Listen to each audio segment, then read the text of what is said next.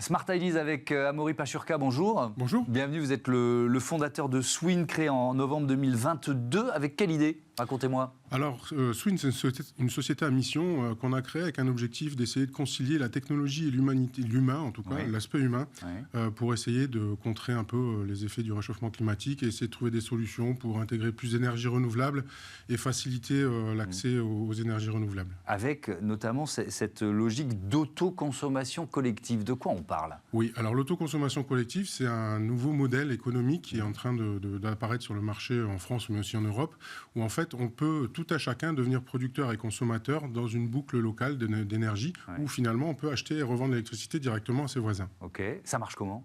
Alors ça marche comment? Il faut des producteurs déjà? Il faut des producteurs, il faut des consommateurs en face. Et derrière, en fait, l'objectif, c'est d'organiser sur le réseau existant donc un marché local de l'énergie.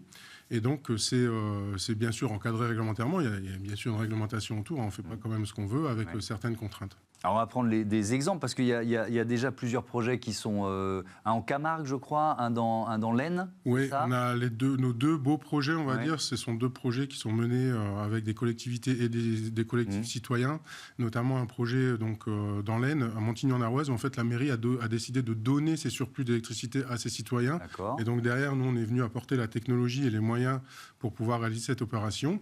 Et la deuxième opération vitrine, c'est une opération qui tourne depuis 2 ans maintenant, depuis plus de 2 ans, où on a interconnecté 24 producteurs avec 35 consommateurs. Et en fait, on gère les flux d'électricité entre les uns et les autres. Ça, c'est dans le Gard, en Camargue. Ça, c'est dans le Gard, oui. Et alors, donc, ça marche comment? Vous êtes venu avec un compteur Linky, et qu'est-ce que vous apportez comme technologie, en fait? Effectivement, dans nos démarches d'essayer de faciliter l'accès à l'information, il y a notamment cette information en temps réel qui est déjà existante, qui est dans les compteurs Linky, sauf qu'elle n'est pas forcément accessible.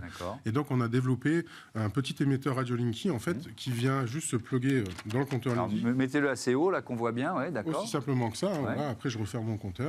Et en fait, avec cet outil-là qu'on a développé pour que ce soit un peu autonome et facile et plug and play, en fait, ça permet à tout à chacun dans la communauté de savoir en permanence quelle est l'énergie disponible au sein de l'opération au moment T. Ce qui fait qu'on peut agir sur ces consommations, lancer une consommation quand on en a besoin. Qu'est-ce que je dois faire si je veux devenir producteur ou consommateur, finalement, et lancer un projet comme celui-là d'autoconsommation collective? Alors, nous contacter, évidemment. Évidemment. Alors après, il y a quelques contraintes réglementaires, notamment la création ou l'utilisation de ce qu'on appelle une personne morale organisatrice qui va représenter le groupe au regard du réseau électrique. Ensuite, il y a des échanges à avoir avec le gestionnaire de réseau de distribution, donc Enedis dans 95% des cas, à qui on va dire à un moment, l'électricité qui a transité sur le réseau, elle appartient à un tel, elle a été consommée par un tel. D'accord. Et ça permet forcément de faire des économies ? Oui, alors l'autoconsommation collective, en fait, c'est une rallonge de l'autoconsommation individuelle.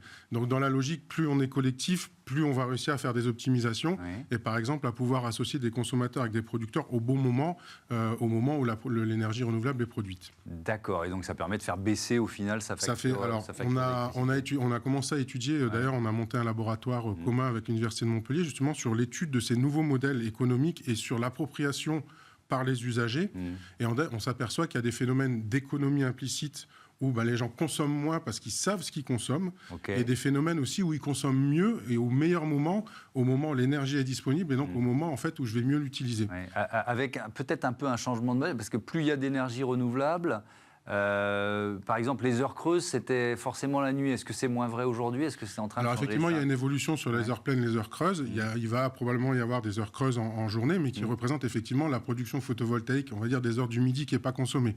Et l'idée, en fait, notre idée qu'on a derrière, en mettant à disposition cette information en temps réel, ça permet du coup aux gens, au-delà juste d'attendre des heures pleines, des heures creuses, de savoir vraiment, là maintenant, j'ai de l'énergie qui est disponible. Les producteurs, c'est souvent du photovoltaïque, c'est uniquement du photovoltaïque, ça peut être... Alors non, ça peut être tout type de production. Jusqu'à présent, la réglementation ne permettait pas trop de mettre des grosses puissances dans les projets. Maintenant, on peut passer avec de l'éolien, par exemple, mettre un mât éolienne avec les évolutions récentes. Il y a eu, sur les 4 derniers mois, il y a quand même eu pas mal d'évolutions assez rapides sur le sujet, entre les tarifications d'offres d'achat d'EDF et derrière aussi l'augmentation des périmètres des autoconsommations collectives. Merci beaucoup, Amaury Pachurka, et bon vent innovant à Swin. Voilà, c'est la fin de ce Smart Impact. Merci à toutes et à tous. Je vais rappeler les noms de celles et ceux qui m'accompagnent. Marie Billet, Alexis Mathieu, Juliette Migliarina pour la programmation, la production de cette émission. Aujourd'hui, le réalisateur, c'est Xavier Sanchez et l'ingénieur du son, Alexis Oustabassidis. Belle journée.